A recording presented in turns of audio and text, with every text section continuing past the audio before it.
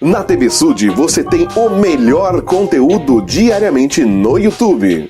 Confira os programas dos canais Degustando o Vem Segue-me, Que Firme Alicerce, A Luz das Escrituras, Cosplay de Retornado, Plano Alternativo, Victor Neres, Sarsa Ardente Sud, Sara Inef, Jornal Placas de Ouro.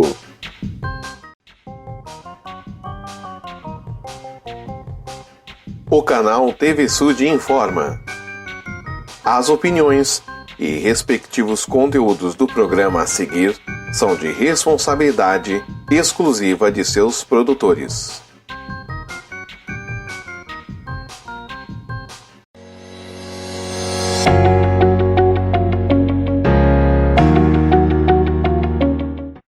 Fala galera, sejam bem-vindos a mais um Degustando Vem Segue-me comigo, Gustavo Bayer. Antes de mais nada, eu tenho um anúncio muito importante para vocês e também um pedido de desculpas. Talvez alguns de vocês tenham reparado que no último sábado eu não consegui postar o curta e compartilho. Peço desculpa para vocês, tive alguns problemas aí para resolver que acabaram me impedindo. Mas o anúncio que eu tenho é uma maneira até de compensar essa minha falha. Porque amanhã, se você está vendo isso na terça, mas na próxima quarta dessa semana agora, às 8h30, eu vou participar de um podcast, de um quadro novo no canal do Victor Neres. Quero convidar você para estar assistindo esse quadro lá no canal dele. Se não der para assistir nessa quarta às 8h30, vai ficar gravado lá no canal dele, então você pode assistir outros dias. Mas se der para assistir amanhã vai ser legal, porque dá para participar, fazer perguntas e tudo mais. Já sobre o estudo dessa semana, nós vamos estudar 3 sessões. Sessões 85 a 87 de Doutrina e Convênios. E sem perder mais tempo, vamos então para o contexto.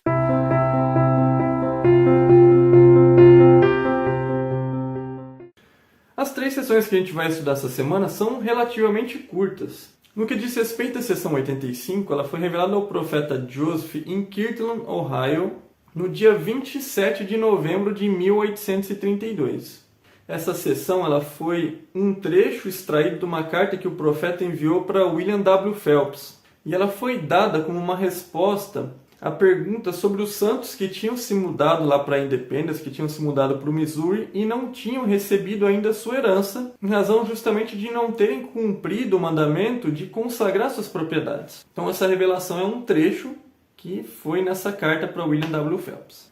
Já a sessão 86 também foi revelada por profeta Joseph em Kirtland, Ohio, dessa vez no dia 6 de dezembro de 1832, poucos dias depois. É interessante a gente ver que essa é mais uma sessão que foi revelada por profeta Joseph enquanto ele estava fazendo essa tradução da Bíblia. Essa sessão 86 em específico foi enquanto Joseph estava fazendo a revisão dos manuscritos dele dessa tradução. Um dos temas tratados na sessão 86 é a respeito sobre a parábola do joio e do trigo. Então, aqui o profeta lhe deu alguns esclarecimentos quanto a essa parábola. Por fim, na sessão 87, foi revelada ao profeta Joseph também em Kirtland, no dia 25 de dezembro de 1832, ou seja, no Natal desse ano. Essa sessão ela trata de uma profecia, de uma revelação recebida pelo profeta Joseph a respeito de uma guerra muito grande que aconteceria nos Estados Unidos. Aqui na ocasião, como a gente viu, a revelação foi recebida em 1832, mas a revelação acabou sendo cumprida aproximadamente 30 anos depois, em 1861, quando aconteceu a Guerra Civil Americana. Essa guerra foi devastadora na época para os Estados Unidos. Mais de 1 milhão de pessoas acabaram morrendo nessa guerra e um dos principais tópicos controvertidos, que acabou dividindo o país era a respeito sobre a escravidão. Certo, gente? Espero que esse breve contexto os ajude aí no seu estudo pessoal.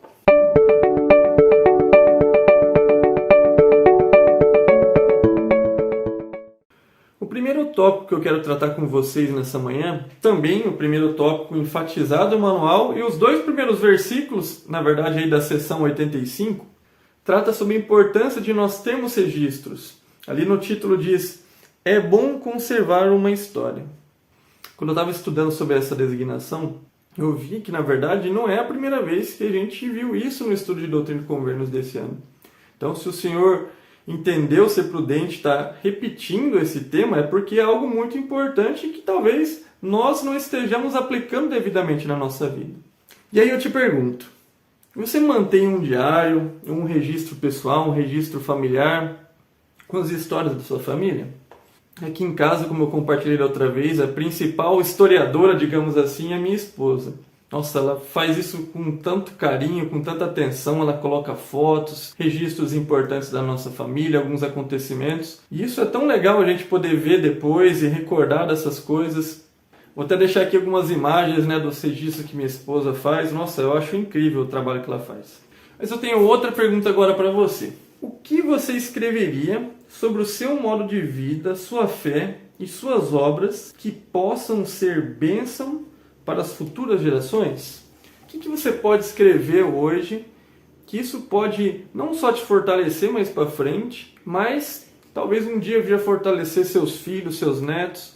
O que nós podemos escrever nesse sentido? Um exemplo disso importante na minha vida foi quando minha avó ela resolveu fazer um registro da vida dela. Minha avó se batizou aqui em Londrina em 1960 e ela, há uns anos atrás, ela decidiu fazer um registro, um livro da história dela. Não só da parte da igreja, mas toda a história dela. E como que isso me fortaleceu, poder ver o exemplo de fé dela, ver tudo que ela passou, ver como que ela conheceu a igreja, como que ela ajudou a igreja ali naquele começo, os chamados que ela teve. Nossa, isso me fortaleceu muito. E é algo que eu quero levar não só para mim, mas como para os meus filhos e para a minha posteridade também. Mas da mesma forma que esse registro ele trouxe impacto na minha vida hoje, nós também podemos pensar que os registros que a gente vai estar fazendo hoje podem estar influenciando a nossa posteridade daqui a uns anos. E antes de passar para o próximo tópico, eu quero relembrar aqui que essa não é a primeira vez que esse tema foi tratado no Vem Segue-me desse ano. Então, se o Senhor está enfatizando isso novamente, é porque Ele sabe o poder desses registros e que nós precisamos dar atenção e sim colocar em prática, registrarmos nossos feitos, registrarmos nossos sentimentos, as experiências espirituais, nossas experiências familiares. O próximo tópico que eu quero tratar com vocês é um tópico que se encontra na seção 85, no versículo 6, que trata que o Espírito ele fala com uma voz mansa e delicada. Para retratar melhor, eu vou ler esse versículo aqui com vocês. Diz o seguinte: assim diz a voz mansa e delicada, que sussurra através de todas as coisas e penetra todas as coisas, e muitas vezes faz com que meus ossos estremeçam enquanto se manifesta. Então aqui a gente vê que o Espírito ele age de uma maneira mansa, delicada. Muitas vezes a gente vê essa expressão, né, sussurros do Espírito. Mas ao mesmo tempo que é uma voz tão mansa, ela é poderosa, que entra dentro do nosso coração, que a gente sente dentro do nosso espírito. Aqui no manual ele até sugere que a gente faça uma brincadeira em família sobre a importância de ouvirmos esses sussurros. E que para que a gente possa conseguir ouvir os sussurros, a gente tem que estar em silêncio. Dependendo de como a gente estiver, se alguém for sussurrar para nós, a gente não vai conseguir ouvir. E da mesma forma o Espírito Santo. Certas circunstâncias, certos lugares vão fazer com que a gente não consiga ouvir os sussurros do Espírito Santo. Então, que a gente possa se afastar dessas situações para que a gente possa, sim, sentir essa influência tão poderosa na nossa vida. Por fim, o último tema que eu quero tratar aqui com vocês se encontra na seção 87 de Doutrina e Convênios, que trata que nós encontramos paz em lugares santos. A gente viu aqui no contexto que essa seção ela foi uma profecia recebida por Joseph, onde ele tratou ali sobre uma grande guerra que acabou acontecendo nos Estados Unidos. Mas é interessante que no final dessa sessão, mesmo ele tratando sobre uma grande guerra, o Senhor revelou o seguinte: portanto, permanecei em lugares santos e não sejais movidos até que venha o dia do Senhor, pois eis que depressa vem, diz o Senhor. Amém. Embora acredito que para a maioria de nós a gente não esteja passando por uma situação como essa, né, com guerras, com armas e tanques e tudo mais, é importante a gente lembrar que sim, estamos vivendo uma guerra muito grande, talvez com destruição até maior, que é uma guerra espiritual que a gente tem enfrentado em nossos dias. Nunca os padrões do mundo foram tão diferentes dos padrões do Senhor. Para isso, a gente também está vivendo um momento de crise muito grande, com a pandemia, crise financeira, doenças. Então, esse conselho de permanecer em lugares santos, ele se aplica perfeitamente para nós e se torna essencial em nossos dias. Nós temos esse refúgio. Eu gostei aqui no manual que ele traz uma pergunta para que a gente possa ponderar sobre alguns lugares santos que nos trazem paz e segurança. Eu listei alguns aqui para mim. O primeiro lugar que eu sinto essa paz e segurança é dentro da minha casa, dentro do meu lar, junto com a minha família. Eu posso ter o dia mais difícil, mais atarefado, mas como que é gostoso voltar para casa e sentir o amor dos meus filhos, o amor da minha esposa, poder estar junto com eles. Um outro lugar que eu listei aqui, que também me dá muito paz e segurança, são os templos. Como eu tenho saudade de poder estar dentro dos templos, de poder ir nas caravanas nos templos, de poder fazer ordenanças, relembrar as ordenanças que eu fiz com o Senhor. Eu sinto muita falta disso. Estou muito feliz agora porque finalmente os templos estão começando a reabrir. Espero que em breve eu possa matar essa saudade de estar nos templos do Senhor. Mas o sentimento que eu tenho é que logo que eu piso ali no jardim é como se eu saísse do mundo. É a paz que eu sinto, parece que tudo é diferente. Só de estar ali no jardim do templo. Então eu não vejo a hora de poder voltar e estar dentro do templo. Um terceiro lugar que eu sinto muita paz e segurança é quando eu vou na igreja. Como é gostoso ir na nossa ala, sentir o amor dos irmãos, sentir que a gente está numa grande família, que a gente pode contar com a ajuda deles. Então isso também faz muita diferença na minha vida. É importante também a gente pensar que além desses lugares físicos, existem também momentos sagrados ou pensamentos sagrados que também vão nos trazer essa paz e essa segurança. Um desses momentos que para mim trazem essa paz e essa segurança é o momento do sacramento. O sacramento ele deve ser um dos momentos mais sagrados, se não o mais sagrado da nossa semana. Não importa se a gente está fazendo o sacramento em casa, nesse momento de pandemia ou na capela, esse é um momento que deve nos proporcionar essa paz e essa segurança. Mas é interessante a gente pensar, nesse último versículo da seção 37, ele fala que a gente não deve ser movido desses lugares santos. Mas a gente sabe que nem sempre a gente vai conseguir ou estar dentro da nossa casa, ou estar na igreja, ou no templo. A gente vai ter diversas situações no dia a dia que vão ter uma correria, ou que vão ter um certo estresse, um certo nervosismo, seja no trabalho, estudos, enfim, no nosso dia a dia. Então, como que a gente vai conseguir ir para todos esses lugares e permanecer em lugares santos? Eu penso que, embora a gente não possa estar todos os dias no templo, ainda mais agora, uma das maneiras de a gente permanecer em lugares santos é guardando os convênios que a gente fez no templo, honrando esses convênios, sendo obediente a eles, lembrando. Então, é uma maneira da gente permanecer em lugares santos. De igual maneira, a gente talvez, em razão do trabalho, do dia a dia, a gente não vai conseguir estar o tempo todo na nossa casa. Mas o que a gente pode fazer é não permitir que influências externas, influências mundanas, influenciem dentro do nosso lar. Ou muitas vezes quando a gente tem um dia difícil, a gente tem que entender que aqueles problemas a gente tem que deixar da porta para fora. Quando a gente chega dentro da nossa casa, a gente não pode deixar essas influências atrapalharem ou descontar essas mágoas, as dificuldades dentro da nossa família. E ainda falando sobre esse tópico tão importante, de proteger, blindar nosso lar, nós temos que tomar cuidado com muitas influências que acabam entrando por aparelhinhos assim como esse, ou pela nossa televisão, pelas músicas que a gente ouve. Então, para que nosso lar seja um lugar santo, a gente tem que tornar ele santo. Então, devemos tomar muito cuidado e proteger a nossa família nesse sentido. Então, que possamos permanecer em lugares santos. E, acima de tudo, possamos buscar tornar o nosso lar, nossa família e criar situações que vão ser esse refúgio contra a tentação e o mal.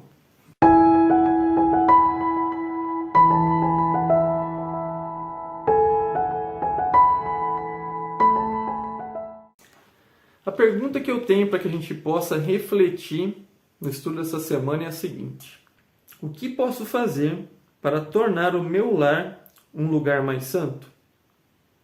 Vou ler a respeito sobre o que a gente pode estar evitando ou fazendo no nosso lar para ele tornar um lugar mais santificado. Certo, gente? Espero que você tenha gostado desse vídeo. Se gostou, não esqueça de deixar um joinha, de dar um tapa ali no dedão e dar um like. Isso ajuda bastante.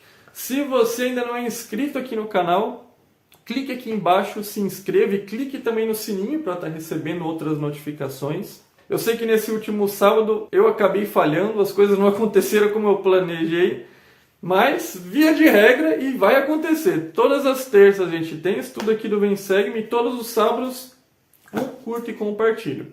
Não posso esquecer também de relembrar que o Degustando o Vem Segue-me não está só aqui no canal, mas todas as quartas-feiras ele também sai no canal TV Sud. E antes de finalizar, quero só relembrar também sobre a live, na verdade o podcast que vai acontecer lá no canal do Victor Neres, nessa quarta-feira agora às 8h30 da noite, conto com a presença de vocês. Certo, gente? Então é isso daí. Nos vemos então no próximo vídeo. Até mais, gente. Tchau, tchau.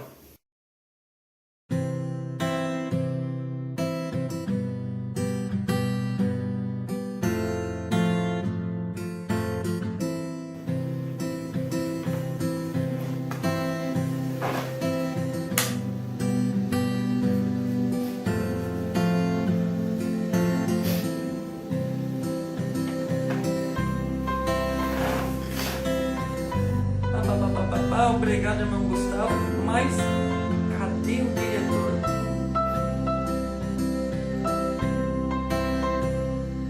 Essa trouxe até o chocolate.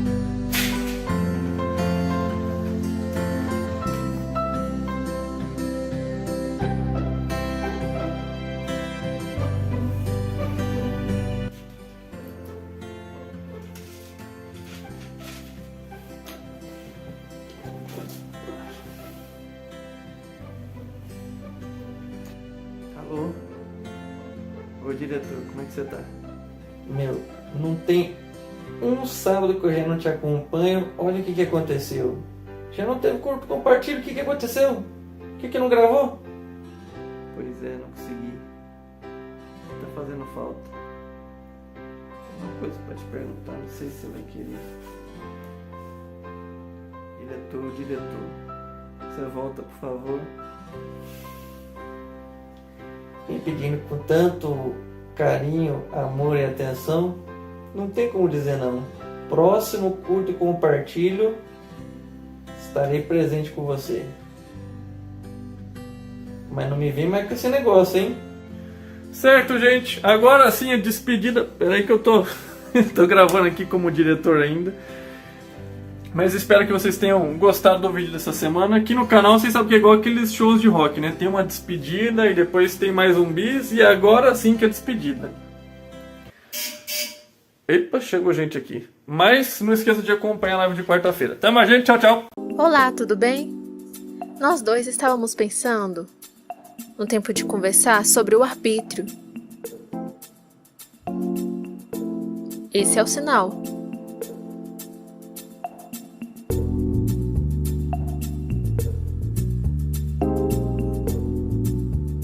Por que esse sinal? De consciência e depois escolhas.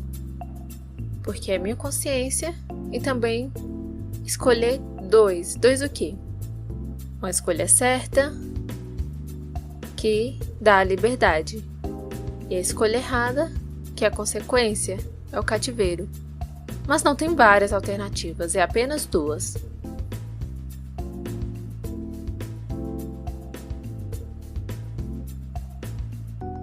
É verdade.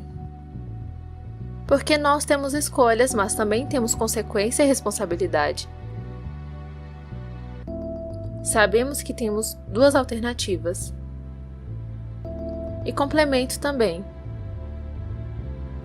que dentro de nossas escolhas temos o poder de escolha, a oposição, a lei e o conhecimento do bem e do mal. Essas quatro estão dentro do nosso arbítrio. Por exemplo, você pode escolher sim. Você é livre para escolher, mas você tem responsabilidade das consequências depois. Tem um resultado. Não apenas escolher e pensa que não tem nada depois. Não é bem assim. Então, o poder de escolha nos mostra como.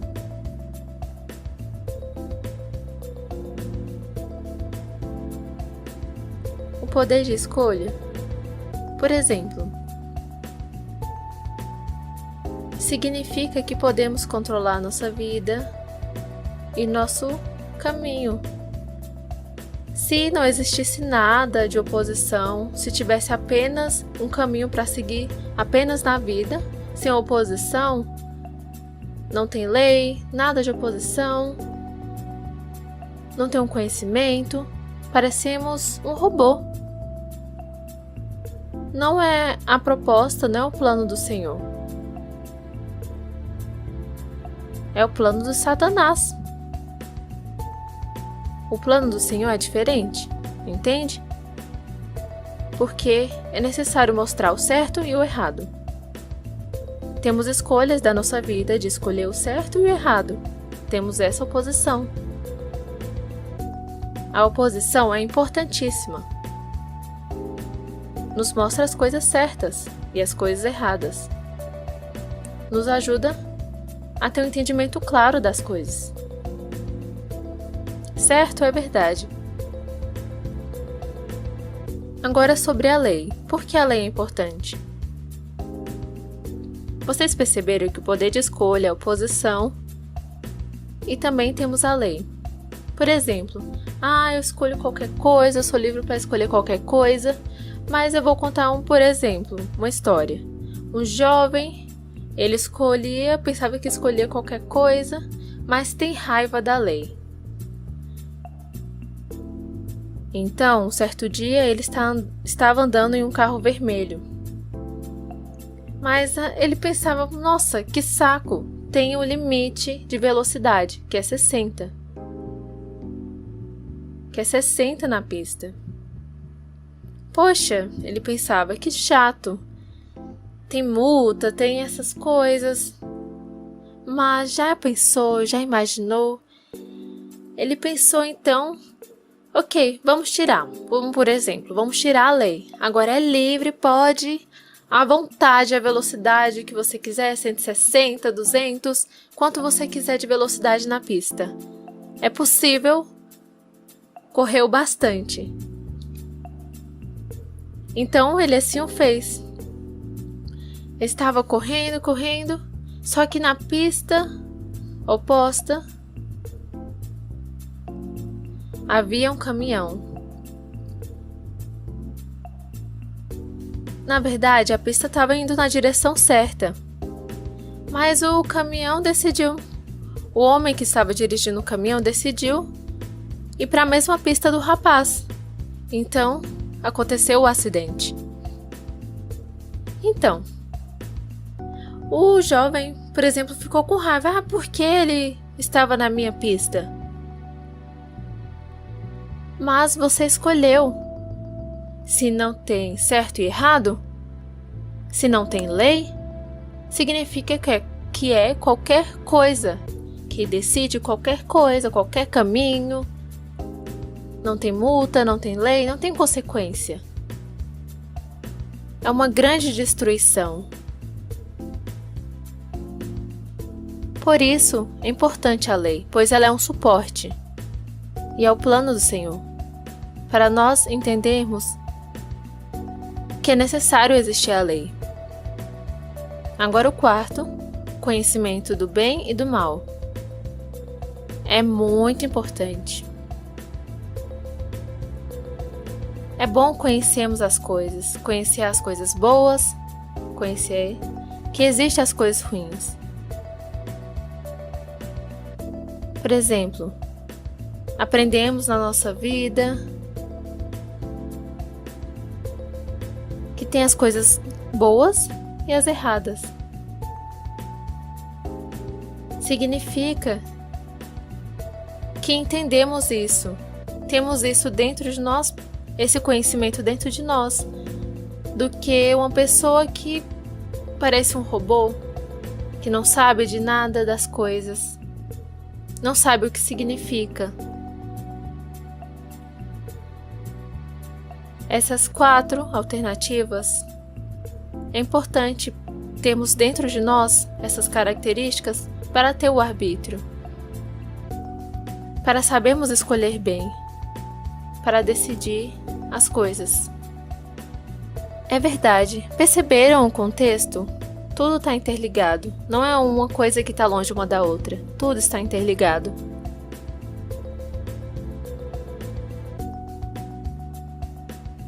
E complemento também. Como eu entendo que as coisas são certas e erradas? Como eu evito de me enganar ou de me manipular fácil? É fácil sim, na verdade é muito fácil de se enganar. Pensa que está escolhendo errado ou certo, às vezes não está clara as coisas. Mas como é que entendemos claramente as coisas? Qual a dica melhor para nós? Tem dica sim. A luz do Espírito Santo, as Escrituras, os nossos pais. Nossa família nos ajuda e apoia, nossos amigos de verdade. Nos ajuda a mostrar as coisas que são verdades. E principalmente termos ligação e revelação pessoal com o Pai Celestial. Para sabermos as coisas certas ou erradas. Pensarmos que isso é errado, que vai me enganar, mas eu tenho sabedoria, tenho cuidado. E também sermos fortes e seguirmos a Jesus Cristo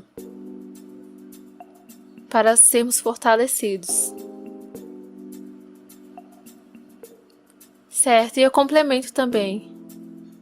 Como saber a verdade? É impossível, por exemplo, tirar o poder de escolha, a oposição. Se tirar uma dessas 4, não funciona. Por exemplo, escolhemos a liberdade ou escolhemos o cativeiro. Por exemplo,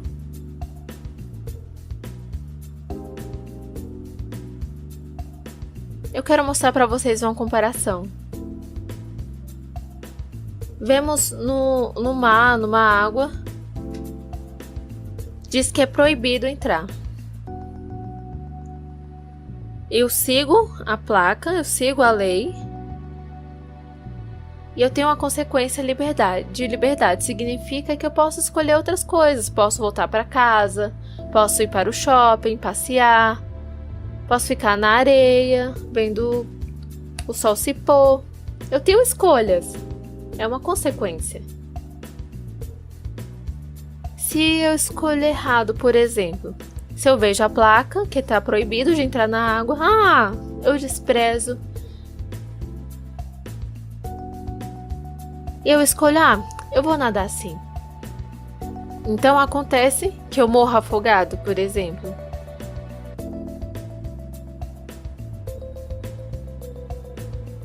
Significa que eu estou preso, que estou em um cativeiro, que eu peço ajuda, mas não consigo. Essa é a consequência, entende? Essas coisas são verdade. Temos as coisas certas e as coisas erradas. Não podemos misturar umas com as outras. Não tem nada a ver. Não. Cuidado. As coisas são diferentes. O Satanás quer enganar, quer manipular, quer nos tornar cegos. Mas precisamos separar as duas coisas.